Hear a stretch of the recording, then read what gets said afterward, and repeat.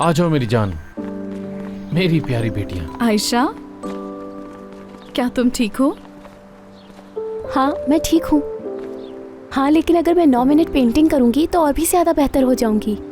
9 minute तो बहुत कम time है, ये तो यूं ही गुजर जाएगा। आप तो जानते हैं कि मुझे 9 मिनट ही चाहिए पापा। हाँ मैं जानता हूँ अपनी जीनियस बेटी को।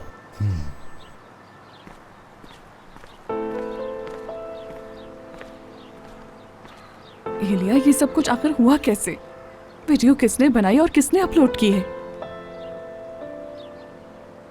मैनेजर ने अपलोड की है। ये सब कुछ शूट के दौरान हुआ था और उस आदमी ने ये सब अपलोड कर दिया। लेकिन उसके ये करने का मकसद क्या था? जानती हो, कल तो वो आगाही फैलाने की बात कर रहा था और आज ये सब कुछ क्यों किया उसने ऐसा? नहीं जानती कि उसने ऐसा क्यों किया अम्मी। अगर मुझे मालूम होता कि ये सब कुछ होगा तो मैं ऐसा कभी होने ना देती। ठीक है बेटा, छोड़ो, रोना बंद करो, इधर आओ, बैठ जाओ। हम बैठ के बात करते हैं कि आगे क्या कर सकते हैं।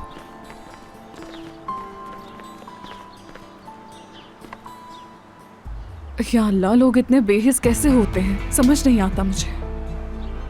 अगर मुझे मालूम होता तो मैं कभी आयशा को वहाँ लेकर नहीं जाती अम्मी।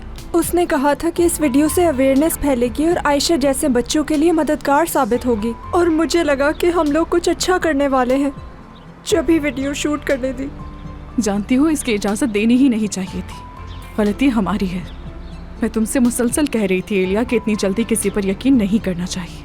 लोग जैसे दिखते हैं वैसे होते नहीं। याद होगा तुम्हें, मैंने भी कुछ ऐसा ही कहा था कि पहले समझ लेते हैं कि कौन लोग हैं, आखिर क्या करना चाहते हैं, फिर सब फैमिली वाले मिलकर एक फैसला करेंगे। खैर छोड़ो, जो होना था हो गया, छोड़ो इन बातों को। माफ कर दें, आयशा की हिफाजत नहीं कर सकी। एलिया, चलो अब रोना बंद करो, खुद को संभालो। हम इस बारे में बाद में बात करेंगे, ठीक है? जाओ, जाकर मुंह हाथ धो लो। जाओ बेटा, जाके तुम फ्रेश हो जाओ। उफ जिम, समझ नहीं आ रहा क्या करें। क्या ऐसा हो सकता है कि हम किसी न किसी तरह इस वीडियो को डिलीट करवा दें?